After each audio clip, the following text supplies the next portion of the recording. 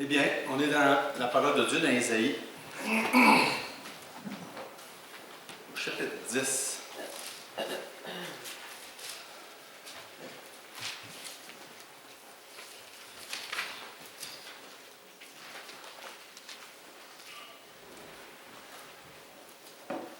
Ésaïe chapitre 10, verset 3, c'est notre titre pour ce matin.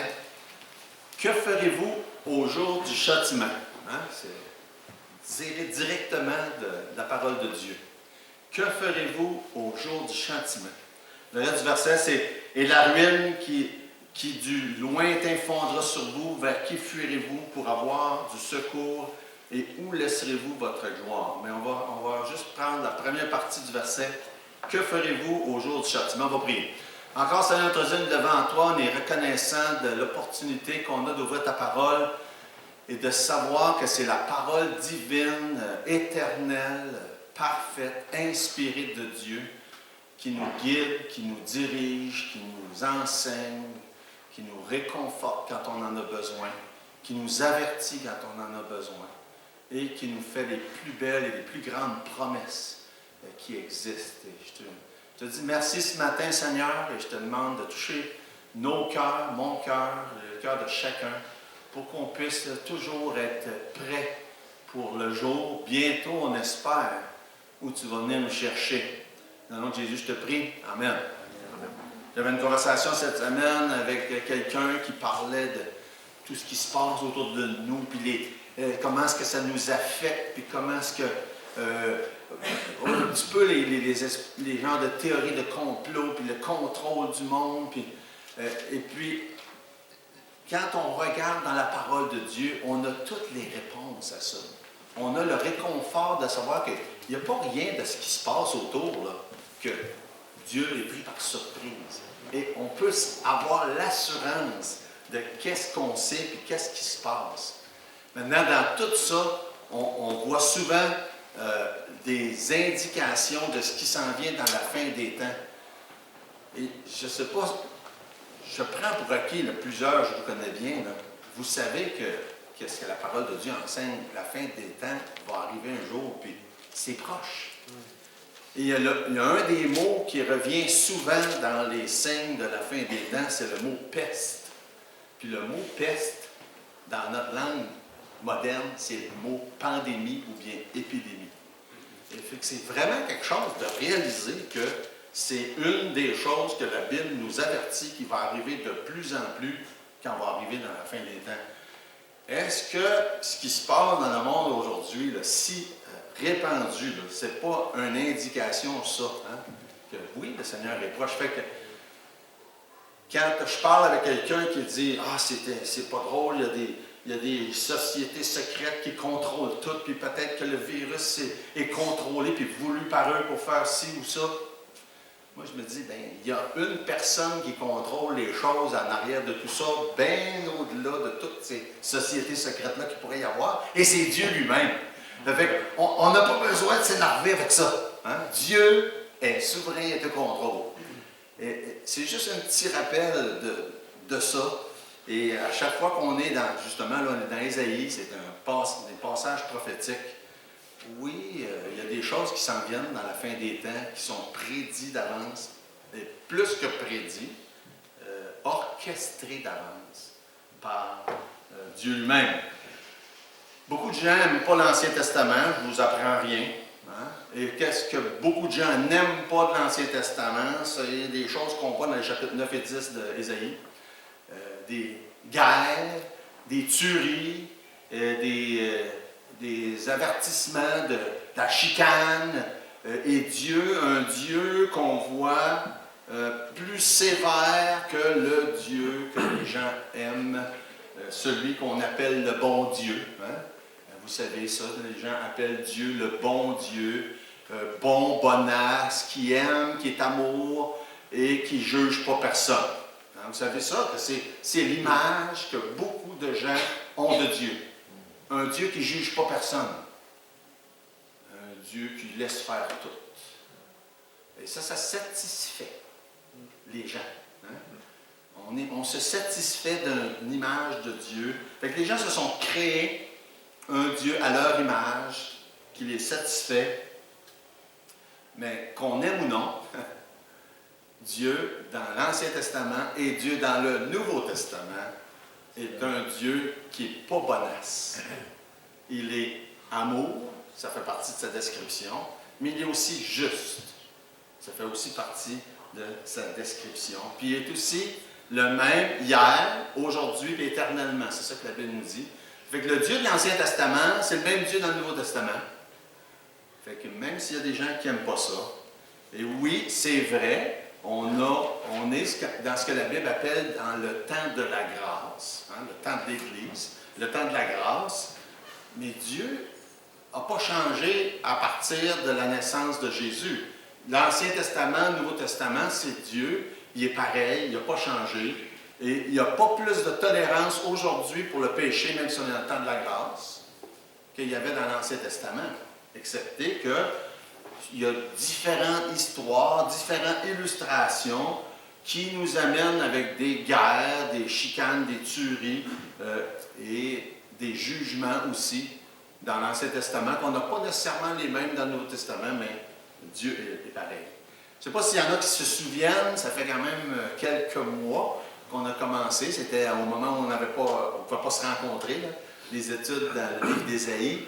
Il y en a-tu qui se souviennent, c'est quoi le thème? Ça fait longtemps, hein? C'est le réconfort. Le thème du livre d'Ésaïe, c'est le réconfort. Et c'est sûr qu'il y a des parties du livre beaucoup plus réconfortantes que d'autres. Et j'ai hâte, là, mais qu'on arrive surtout dans la dernière section, à partir du chapitre 40. Il y a beaucoup de gens, on peut faire une distinction, les 39 premiers chapitres, puis les 27 autres, comme la Bible, l'Ancien et le Nouveau Testament. Vous savez, il y a 39 livres dans l'Ancien Testament, puis 27 dans le Nouveau. Puis il y a vraiment une démarcation là, au début du chapitre 40 du livre d'Ésaïe. Et oui, il y a le plus de parties ou de passages qui sont plus de ce genre de réconfort-là. Mais comme on en a déjà vu au chapitre 7, au chapitre 9 d'ailleurs, on en a vu lorsqu'il parle de Jésus d'une manière prophétique. Mais c'est sûr qu'on va avoir beaucoup d'autres occasions.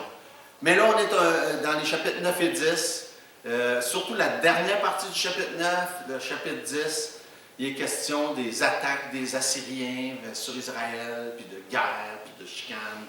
C'est vrai qu'à un moment donné, on s'y perd, même dans ces genres de détails-là. Mais en même temps, ces passages-là ont des valeurs prophétiques qui nous parlent de ce qui s'en vient encore au futur.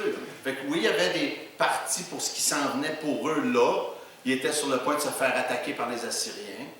Mais il y a aussi beaucoup de choses qui ont rapport avec ce qui va se passer plus tard. Et plus on avance, plus on se rend compte que certaines des choses illustrent ce qui va se passer dans les temps futurs. Fait que c'est ça. À mesure qu'on avance, comme je disais tantôt, on a les avertissements, puis on les a dans le Nouveau Testament aussi, de ce qui va se passer dans la fin des temps. Et il y a des gens qui regardent ça, puis ils ont peur. Et je le dis des fois, puis c'est important de se le dire, j'aurais peur, moi aussi. Si je ne connaissais pas le Seigneur, si je n'étais pas certain d'être sauvé, il me semble que ça m'énerverait qu'est-ce qui se passe aujourd'hui dans le monde. Et il y a des gens qui ont peur. Et ça fait partie d'une conversation juste cette semaine. Là. Beaucoup de gens qui ont peur. J'ai des gens de ma famille avec qui j'ai eu des contacts. C'est quand dimanche passé, je pense, en tout cas, c'est ça, dimanche passé, qui ont peur, littéralement, là, de tout ce qui se passe, ils peur beaucoup. Maintenant, Dieu nous a promis qu'il allait se passer certaines affaires et on voit certaines de ces affaires-là qui sont en train de se préparer. Maintenant, que ce soit dans l'Ancien Testament, dans le Nouveau Testament, une chose est certaine, Dieu qui est un Dieu bon, miséricordieux, mais il est aussi un Dieu juste, un Dieu sévère, puis un Dieu que la Bible nous dit à plusieurs reprises que le péché le met en colère. Le péché le met en colère. Autant aujourd'hui qu'avant. Dans Nombre 32, 23, facile de se rappeler la référence à cause les chiffres sont inversés. Ça dit, sachez que votre péché vous atteindra. Le péché dont il est question dans Nombre 32, puis les péchés aujourd'hui, c'est autant ce que Dieu déteste. Dieu n'a jamais eu vous savez, comme on a appris autrefois, il y a des petits péchés, il y a des gros péchés, des péchés véniels, des péchés mortels. Ça n'existe pas dans le cœur de Dieu, ça. Pour Dieu, le péché, c'est quelque chose qu'il déteste. C'est ce qui a conduit Jésus à la croix. Fait que, quand on regarde le thème, puis le verset qu'on a vu, « Que ferez-vous au jour du châtiment? » Dieu châtie le péché. Et Dieu aussi, dans certains contextes, on le voit, châtie des pécheurs.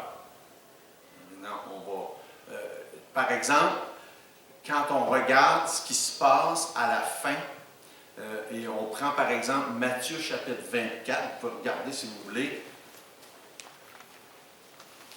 Verset 21, ça dit « Alors la détresse sera si grande qu'il n'y en a point eu de pareil depuis le commencement du monde jusqu'à présent et qu'il n'y en aura jamais. » Ça veut dire quoi ça? Il vient un temps où Dieu dit « Bien là, c'est assez. J'en ai assez. » Puis il nous a prédit d'avance. Puis le genre de châtiment qui va avoir lieu pendant cette période de temps-là, des tribulations, ça dit qu'il va y avoir une détresse qu'il n'y a jamais eu avant ça. Ça ne sera pas drôle. Puis, dans Luc chapitre 23, parlant de la même chose, ça nous donne un portrait là, de qu'est-ce que ça va avoir de l'air.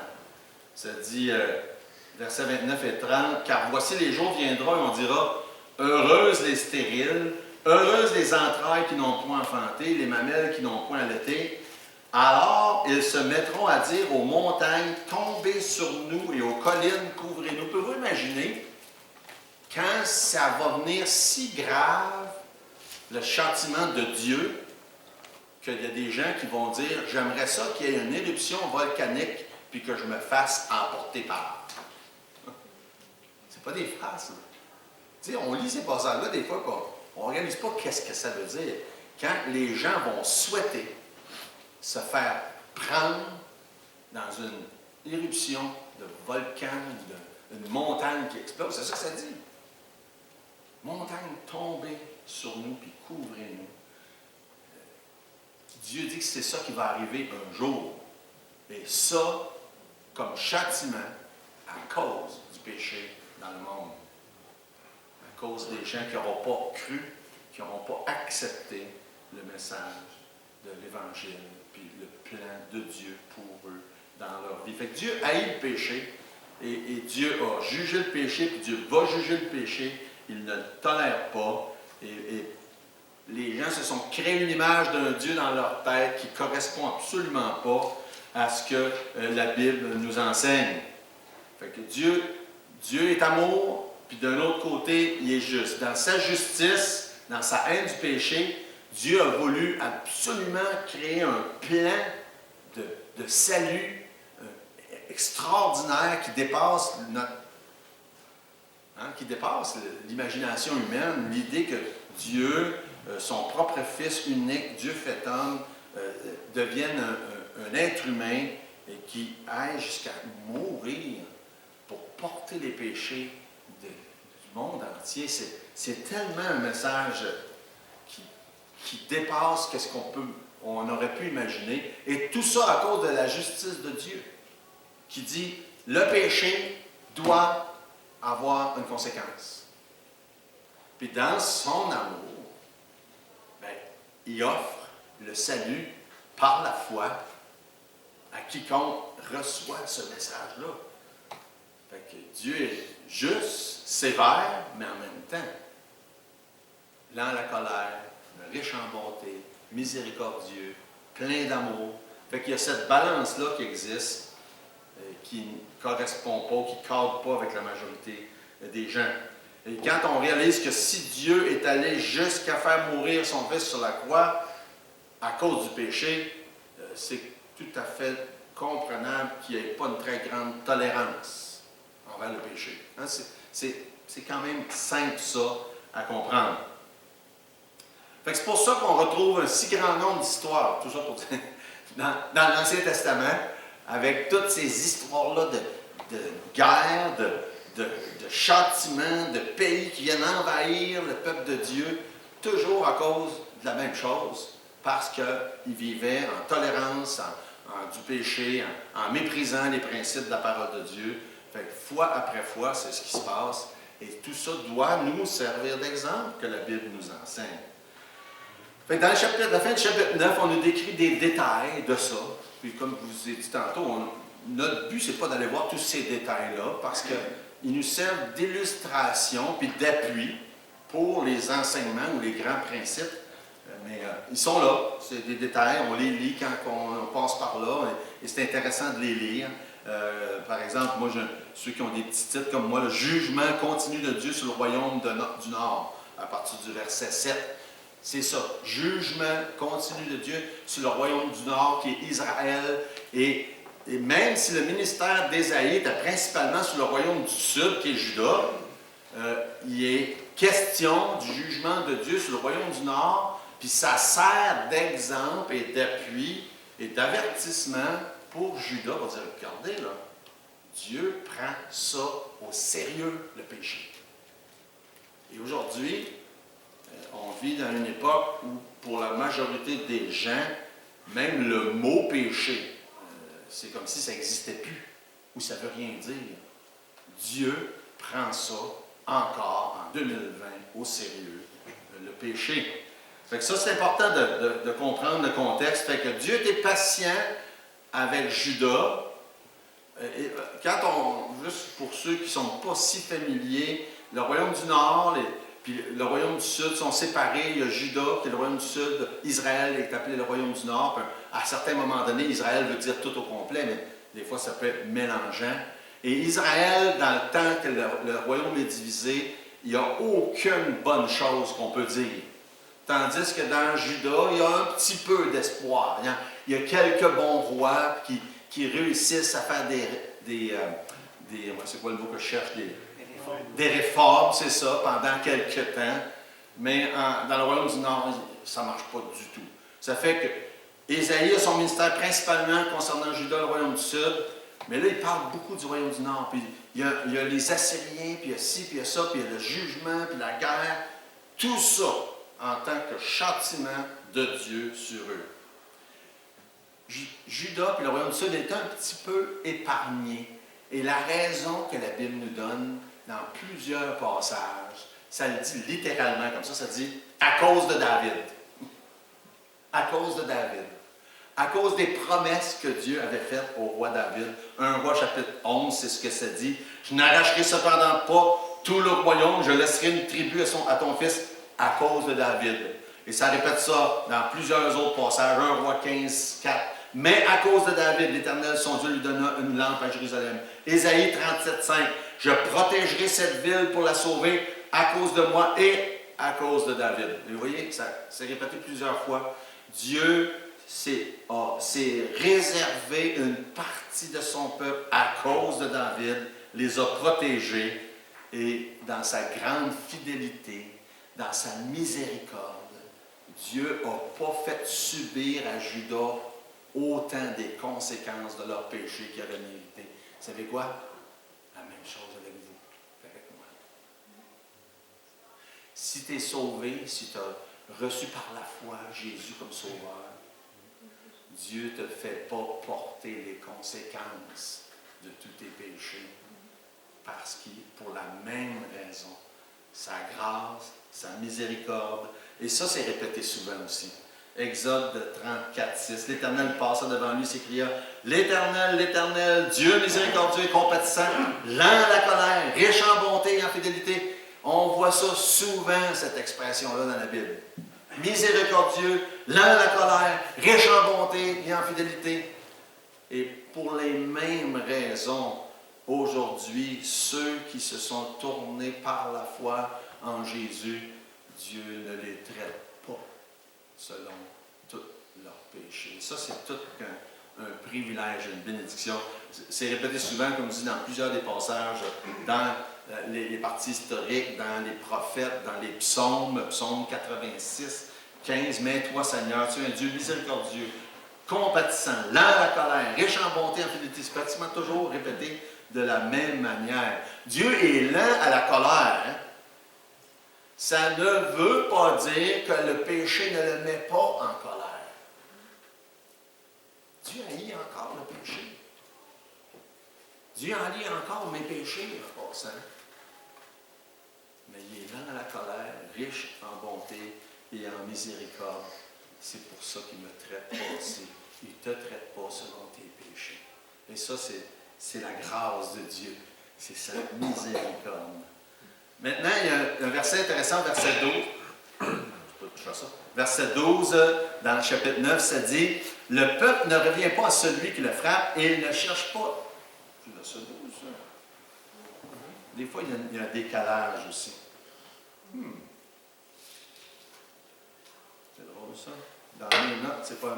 Pourtant, j'ai le verset écrit dans mes notes, puis c'est pas la même chose que c'est.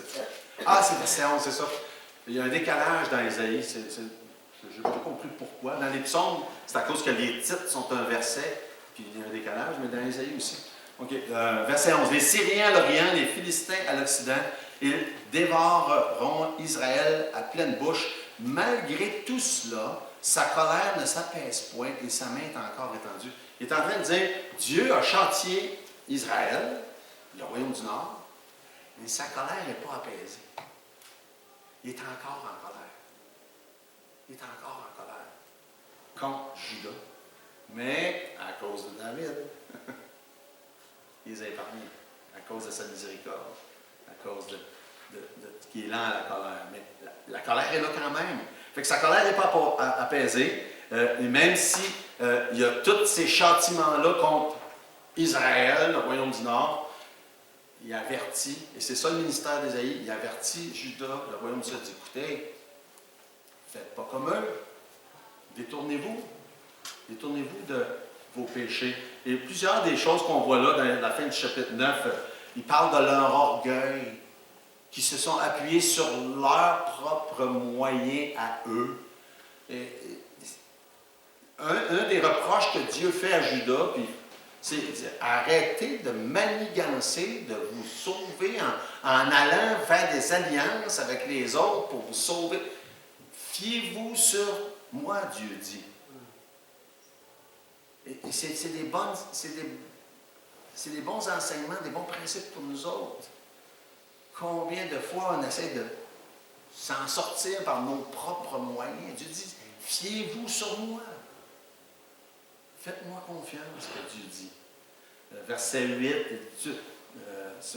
verset 8 verset 9, ouais, verset 8. Tout le peuple en aura connaissance, Éphraïm et les habitants de Samarie qui disent avec orgueil et fierté, des briques sont tombées, nous bâtirons. Il dit, ben là, c'était détruit, pas de problème, on va s'en occuper, on est capable, nous autres. On est capable.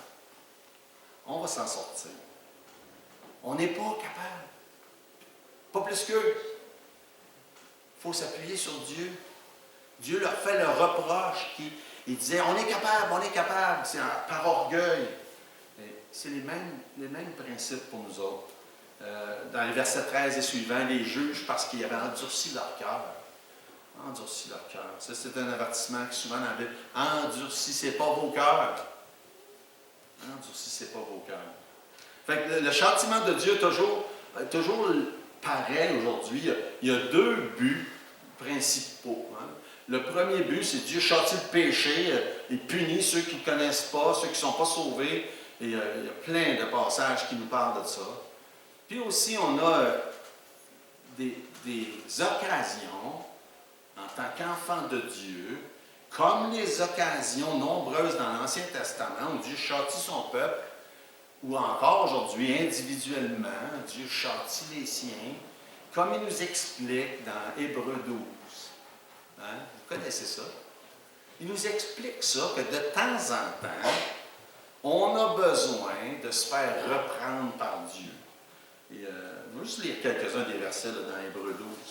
Je sais que plusieurs, vous connaissez ça presque par cœur, mais juste pour que vous voyez le lien, parce que c'est le même mot qui est employé d'ailleurs, à plusieurs reprises. Verset 4, il dit, vous n'avez pas encore résisté jusqu'au sang en luttant contre le péché. Vous avez oublié l'exhortation qui vous est adressée comme à des fils. Mon fils, ne méprise pas le châtiment. Hein, même mot. Le châtiment du Seigneur. Ne perds pas courage lorsqu'il te reprend. Car le Seigneur châtie, encore le même mot, celui qu'il aime. Il frappe de la verge tous ceux qu'il reconnaît pour ses fils. Supportez le châtiment, encore le même mot. C'est comme des fils que Dieu vous traite. Car quel est le fils qu'un père ne châtie pas? Mais si vous êtes exempt du châtiment, auquel tous ont part, vous êtes donc des enfants illégitimes et non des fils. Fait que le châtiment, oui, il y a une partie du châtiment, c'est pour les gens qui ne sont pas sauvés, clairement, qui vont subir le châtiment éternel. Mais il y a aussi l'utilisation dans sa relation père et fils que Dieu fait avec nous autres. Il mentionne souvent dans le texte de Hébreux 12. Il dit, si ça nous arrive jamais, il y a quelque chose de pas normal. Dieu va nous chantier pour nous remettre dans le droit chemin. Assez souvent, ça m'est arrivé en masse dans ma vie chrétienne de subir ça. Ça fait partie de la game, comme on dit. Dieu veut, Dieu aime ses enfants. Puis c'est parce qu'il nous aime qu'il fait ça. Puis il nous donne ça en exemple dans notre relation avec nos enfants, qu'on devrait faire la même chose. Fait que dans le contexte, Israël, puis en grande partie, sont tout simplement pas sauvés, sont châtiés par Dieu pour cette raison-là. Puis dans Juda, souvent, une partie, entre autres, en tout cas, c'est le châtiment normal que Dieu exerce envers les siens, comme il le fait pour nous autres. Fait que ça n'a pas changé. C'est encore la même chose. C'est encore les deux grandes lignes de pensée de Dieu sur le châtiment. Mais on est dans une époque où, comme on le dit, on approche, là. On voit la ligne d'arrivée. Puis le monde, en général, persiste dans l'incrédulité, puis persiste dans toutes sortes d'autres choses que la parole de Dieu. Et Dieu dit qu'un jour, il va châtier le monde. Les châtiments de Dieu, il y en a eu plusieurs. Ça commence dès le jardin d'Éden avec Adam et Ève, hein, qui sont châtiés pour leur péché. Au déluge, il y a eu un grand châtiment. Toute la population, excepté 8 de la terre, ont été exterminés. On voit là, dans les passages d'Ésaïe, des châtiments ciblés, localisés, que ce soit les Assyriens qui viennent attaquer Israël, par exemple, les Babyloniens qui viennent et qui enlèvent les gens et les amènent là en captivité pendant 70 ans. Ce sont tous des châtiments de Dieu. Il y en a plusieurs autres. Le plus grand châtiment de Dieu, ben, oui, je pense qu'on pourrait dire ça, c'est quand Jésus lui-même est mort sur la croix. La Bible dit ça. Il a été châtié pour nos péchés. Il a été châtié dans Ésaïe 53, qu'on connaît bien d'ailleurs. Ça dit, le châtiment qui nous donne la paix est tombé sur lui. On peut certainement dire que c'est le plus grand châtiment. Jésus lui-même, frappé pour nos péchés, toujours dans le chapitre 53, verset 8, ça dit, il a été enlevé par l'angoisse et le châtiment, parmi ceux de sa génération qui a cru. Le plus grand châtiment de Dieu, Jésus le subit lui-même. Sur la croix, il est mort. On voit plus tard dans les prophéties bibliques, il va y avoir des châtiments, on a fait allusion à quelques reprises, dans Matthieu chapitre 24 par exemple, où est-ce qu'il y a cette période de temps-là sur la terre, de 7 ans de tribulation, où il y a des châtiments là, répétés un après l'autre. On mentionnait tantôt, d'ailleurs, les épidémies vont en faire partie des châtiments de Dieu. Et ça nous décrit ça dans Matthieu 24 en plusieurs détails. Puis, tantôt, j'ai lu un des passages qui dit, rendu au verset 21, « Car alors la détresse sera si grande qu'il n'y en a pas eu de pareil depuis le commencement. » Un châtiment terrible qui va vraiment être sur la terre pendant ce temps-là. Un autre châtiment dont la Bible parle, c'est la destruction des cieux et de la terre. Vous savez, il y a beaucoup de gens qui ne font pas ça.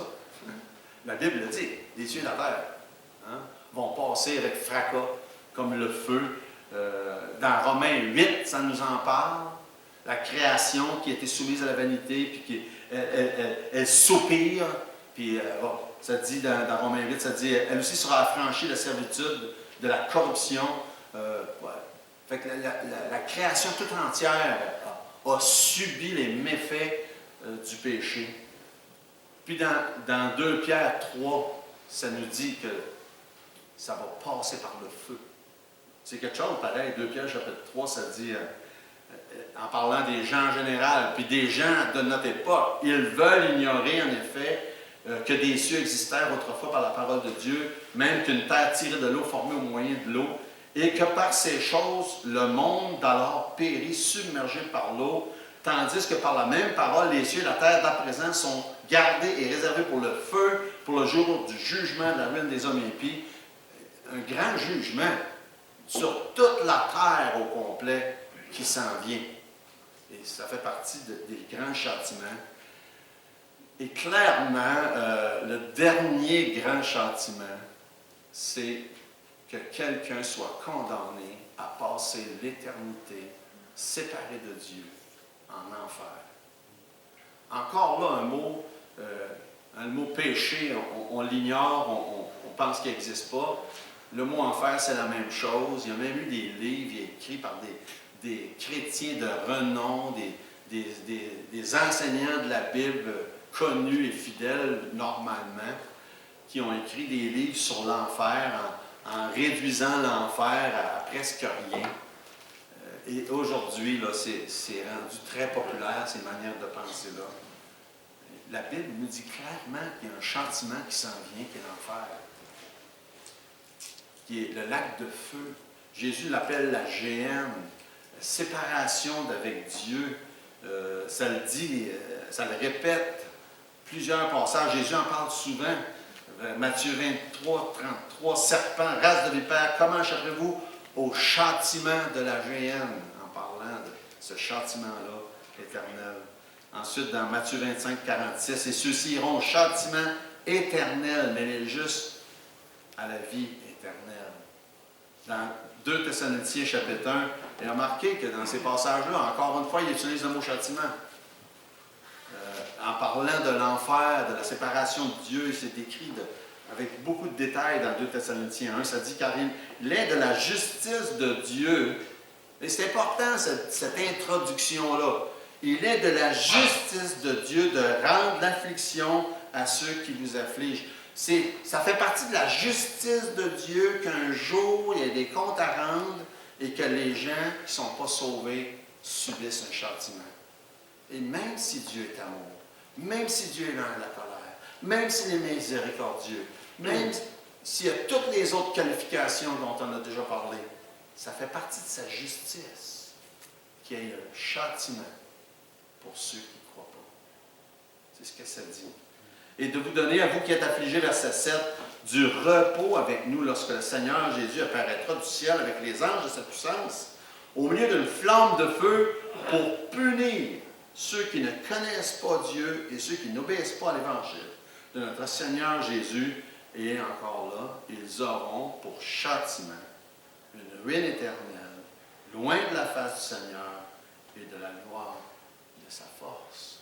Fait qu'il y a ce châtiment-là réservé pour ceux qui ne croient pas, qui n'ont pas la connaissance de Jésus comme Sauveur, qui n'ont pas mis leur confiance en lui pour le pardon de le péché.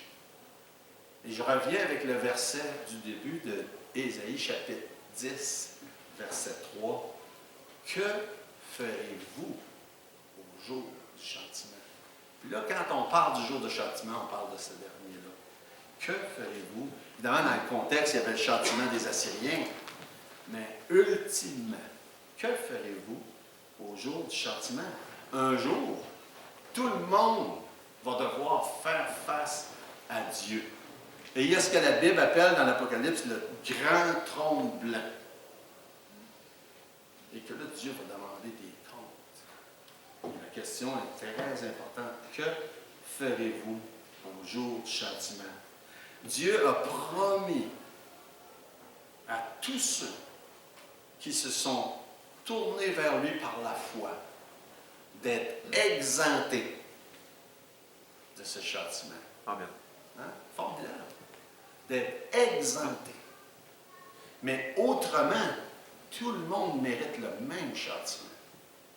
La seule exemption, elle est par la foi. Il n'y en a pas d'autre moyen. Il y a tellement de passages, on aurait pu en choisir plusieurs. Psaume 34, verset 23. L'Éternel délivre l'âme de ses serviteurs. Quelle belle image. Le Seigneur délivre l'âme de ses serviteurs et tous ceux qui l'ont pour refuge échappent au châtiment. Quelle belle promesse. Tous ceux qui l'ont pour refuge échappent au châtiment. 1 Jean 4, 17. Tel il est, tel nous sommes aussi dans ce monde. C'est en cela que l'amour est parfait en nous, afin que nous ayons de l'assurance au jour du jugement. L'assurance à cause de la foi en Jésus. 2 Pierre 2, 9. Le Seigneur s'est délivré de l'épreuve les hommes pieux et réservé les injustes pour être punis au jour du jugement. Puis les hommes pieux, évidemment, ça dépend des contextes. On parle de quelqu'un qui a la foi. Il a promis qu'il allait exempter tous ceux qui avaient la foi du jour du jugement ou du jour du châtiment. Et la Bible nous dit que ce jour-là s'en vient bientôt. Et que la seule raison que ce n'est pas encore arrivé, c'est que Dieu patiente. Dieu patiente. Dieu patiente. Et que Dieu est patient. Moi, c'est une des qualités de Dieu que j'aime tellement parce que moi, je ne suis tellement pas patient. Et que Dieu est patient. Dieu est patient. Mais sa patience a une limite. Sa patience a une limite. Et encore une fois, on ne peut pas faire autrement que de penser à ça avec ce qui se passe de nos jours. Dieu est en train de nous montrer que sa patience a une limite. Que le monde soit affecté comme c'est affecté là, partout dans le monde, au moment où on se parle. Ça devrait servir de sonnette d'alarme. Dire, hey, sa patience a une limite. Sa patience a une limite. Mais Dieu est bon. Dieu est lent à la colère, riche en bonté, miséricordieux, mais il déteste le péché. Il ne tolère pas. Puis il a montré au travers des années plusieurs exemples qui haïssaient le péché, puis qui allaient châtier le péché, puis il l'a fait à plusieurs reprises. Et on ne peut pas minimiser ça. Malheureusement, beaucoup de chrétiens minimisent le châtiment de Dieu. Le châtiment de Dieu, il est réel à cause du péché. Et clairement, gloire à Dieu, il exempte du châtiment éternel tous ceux qui ont, par la foi, reçu Jésus comme sauveur. Mais Dieu déteste pas moins le péché pour ça. Il le déteste encore et toujours. Et la question la plus importante, c'est: as-tu mis ta confiance en Jésus pour le pardon de tes péchés par la foi? Et avec ça en tête, mais que feras-tu au jour du châtiment? Qu'est-ce que tu vas faire?